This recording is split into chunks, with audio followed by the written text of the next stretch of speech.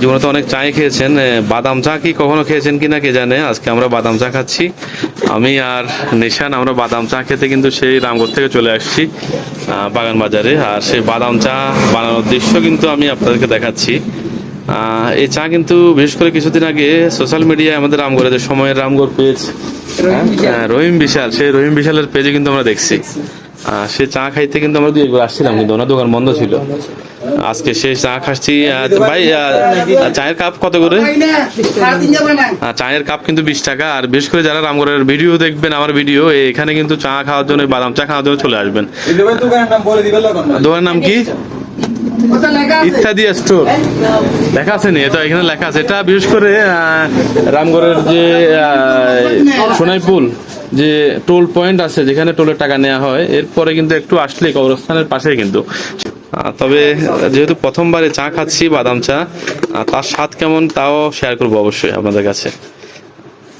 সেই পুরান রামগড় না, সেই কিন্তু সোনাইপুলের পরে কিন্তু সেই বাগান বাজার ইত্যাদি স্টোরে কিন্তু আমরা সেই বাদাম চা খাওয়ার জন্য চলে আসছি। আর সেই বাদাম চা খাবো, তার স্বাদ কেমন তা অবশ্যই জানাবো। আর যারা রামগড়ে দেখছেন তারা কিন্তু চা খাওয়ার জন্য এখানে একবার হলো আসবেন, যেহেতু একটা আনকমন চা বাদাম চা, তার স্বাদ কেমন তা কিন্তু শেয়ার করবো। চায়ের দাম বলে রাখি, চায়ের দাম কিন্তু কাপ 20 টাকা করে কিন্তু।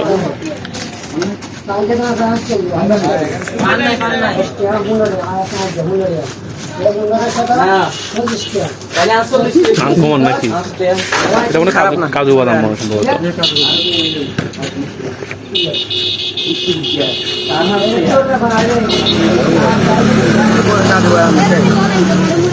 খারাপ না, মোটামুটি ভালো আছে। কাজু বাদাম একবার এসে টেস্ট করতে পারেন, খারাপ লাগবে না, ভালো লাগবে। যেহেতু যারা দেখছেন রামগড় থেকে 4 থেকে 5 কিলোমিটার দূরেই, আমরা বলি রামগড়ের যে টোল, যেখানে সোনাইপুলের যেখানে টোল দেওয়া হয়, সে টোলের যে অফিস থেকে কিছুটা দূরেই কবরস্থানের পাশে কিন্তু বাগান বাজার বলা হয়।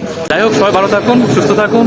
অবশ্যই এই চা আপনারা খেয়ে যাবেন যারা রামগড়ের স্থানীয় সাধারণ মানুষ, তারা খেয়ে যাবেন। আপনাদের কেমন লাগে অবশ্যই খেয়ে কিন্তু আমার ভিডিওতে কমেন্ট করবেন। ভালো থাকুন সবাই। আর এই দোকানের নামই বলে রাখি, এই দোকানের নাম হচ্ছে যে ইত্যাদি স্টোর, বাগান বাজারের থেকে কিন্তু একটু আগে কবরস্থানের পাশেই।